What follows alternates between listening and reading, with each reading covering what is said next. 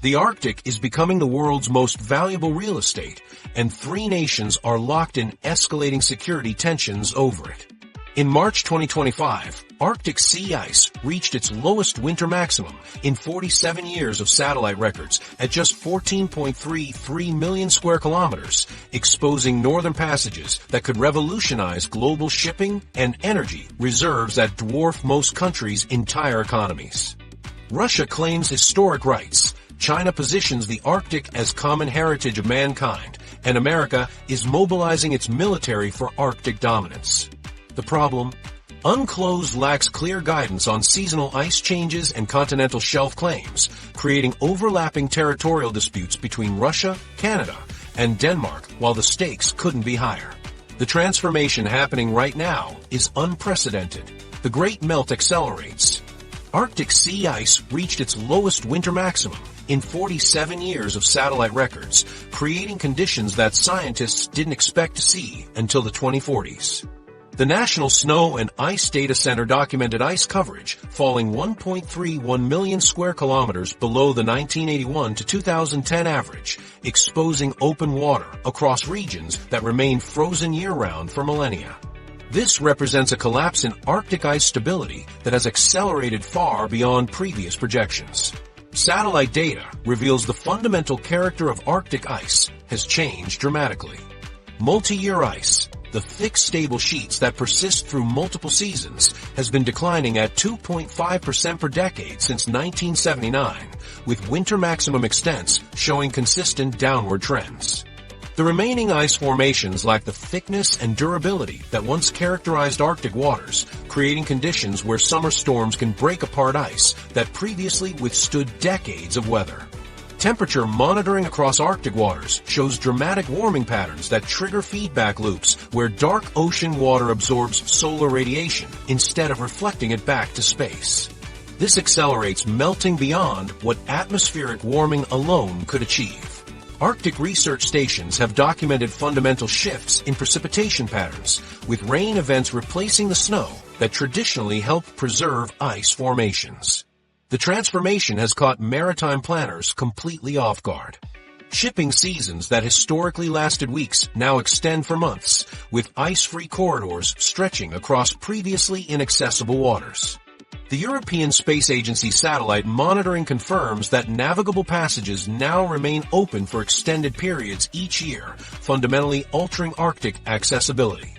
Major shipping corporations recognized the implications immediately and began repositioning assets before competitors could respond.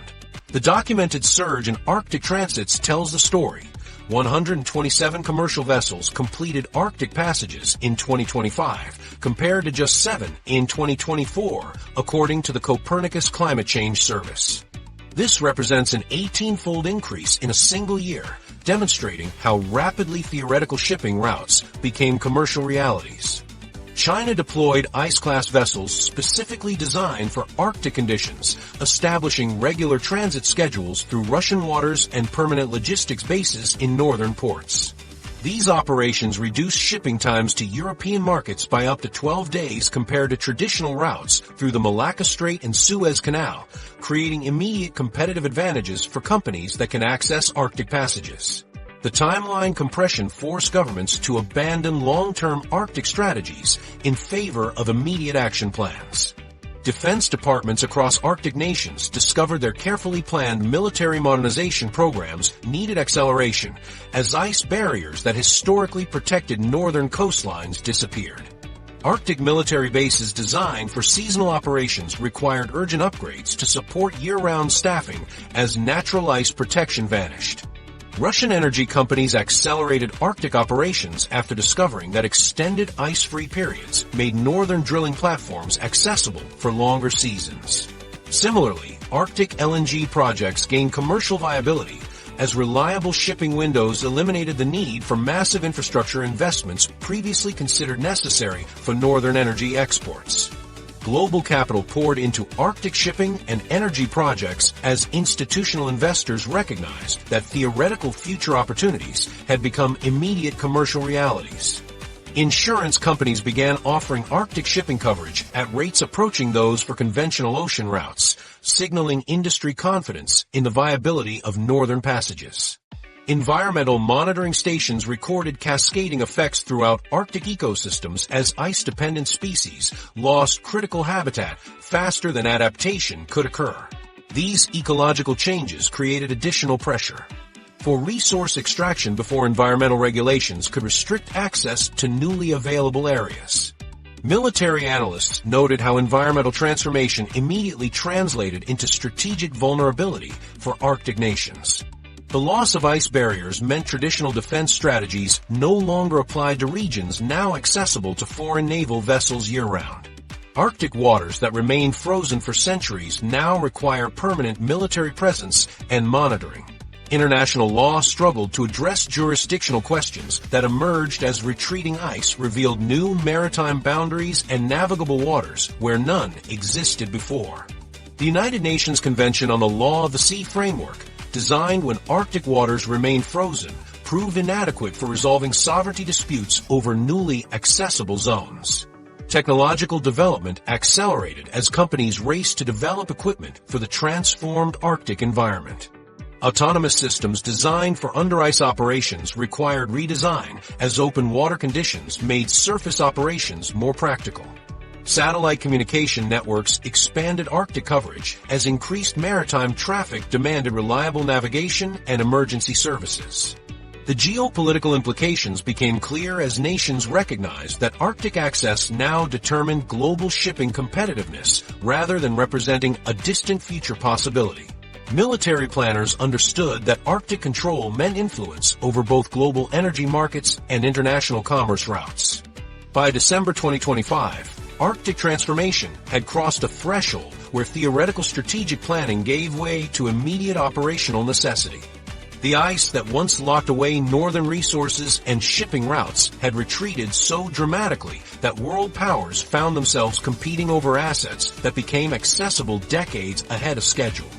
What emerged from this great melt was something that would reshape global commerce entirely.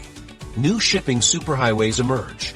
Arctic shipping routes became fully operational commercial corridors in 2025, offering routes up to 40% shorter than traditional passages through the Suez Canal. The Northern Sea route along Russia's coastline and the Northwest Passage through Canadian waters transformed from theoretical possibilities into reliable alternatives that major shipping companies could no longer ignore. Commercial vessels completed 127 successful transits through Arctic waters during the 2025 shipping season, compared to just 18 attempts in 2020, demonstrating how rapidly these northern passages gained commercial viability. The economic advantages proved impossible to resist for global shipping operators. Routes between major Asian and European ports cut travel time by up to 1 week compared to southern passages, allowing shipping companies to increase annual voyage frequency significantly. Fuel consumption dropped by 35% per voyage on Arctic routes, creating substantial cost savings that more than compensated for specialized equipment requirements. Container ships traveling from Shanghai to Hamburg via the Northern Sea route covered distances roughly 1/3 shorter than traditional routes, translating into immediate competitive advantages for companies that could access northern passages. Major shipping corporations restructured their global operations around Arctic access faster than industry analysts predicted. Maersk repositioned 12 of its largest container vessels to Arctic-capable routes, investing heavily in hull reinforcements and cold weather equipment modifications. The company established permanent logistics bases in northern ports and hired specialized crew members trained for Arctic operations.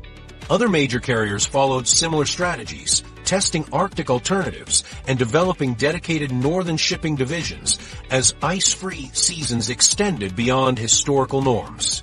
Infrastructure development accelerated across Arctic regions as ports scrambled to accommodate increased shipping activity.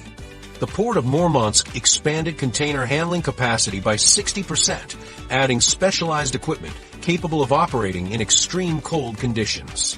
Russia accelerated construction of emergency response centers along the Northern Sea route, equipped with rescue services and weather monitoring stations positioned to support commercial navigation. Norway invested billions in Arctic port upgrades, creating deep water terminals capable of servicing the largest container vessels, while Iceland positioned itself as a transshipment hub for cargo transfers between Arctic routes and Atlantic shipping lanes. Traditional choke points faced unprecedented pressure as shipping diversified through northern alternatives.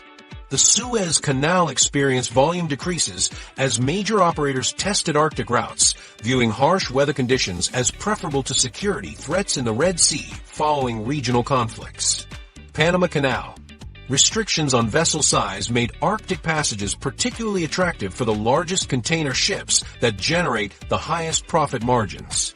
Arctic shipping volumes doubled from 2020 to 2025, with bulk commodity shipments including iron ore, coal, and grain products accounting for the majority of Arctic traffic, while containerized manufactured goods represented the fastest growing segment.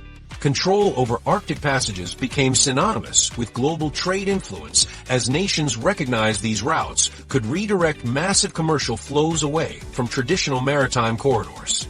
Russia leveraged its extensive Arctic coastline to impose navigation fees, escort requirements, and port stop mandates that generated substantial revenue while asserting territorial control. China invested heavily in Arctic infrastructure through its Polar Silk Road initiative, aiming to secure preferential access to northern routes that could reduce shipping costs to European markets by billions annually. The ability to control these emerging trade corridors offered significant advantages in terms of time, cost, and access to global markets. Insurance markets adapted to Arctic shipping realities as major underwriters developed specialized Arctic marine policies. Insurance costs for Arctic voyages dropped dramatically from the prohibitive premiums charged for experimental Arctic transits in previous years, removing major financial barriers that had prevented widespread commercial adoption of Arctic shipping alternatives. This cost reduction signaled industry confidence in the viability and safety of northern passages for regular commercial operations.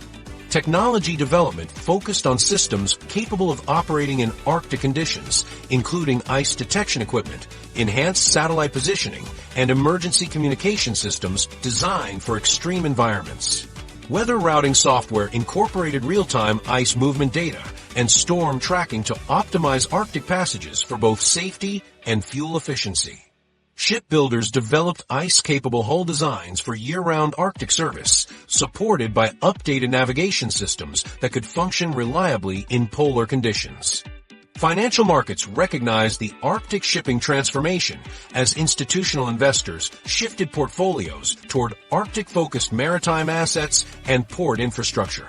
Investment interest surged as Arctic accessibility improved beyond theoretical projections, with Arctic shipping companies significantly outperforming broader transportation indices as investors understood that control over these emerging trade corridors would determine competitive advantages in global commerce. The rapid commercialization of Arctic shipping routes compressed timelines for strategic competition as nations realized that theoretical future advantages had become immediate operational realities. What began as gradual environmental change had accelerated into a fundamental shift in global trade patterns, creating new maritime superhighways that bypassed traditional choke points and established control points. The economic stakes involved in these northern passages meant that whoever could secure and maintain access to Arctic shipping would gain substantial influence over international commerce flows, setting the stage for intensified competition among world powers seeking to establish dominance over these newly accessible waters.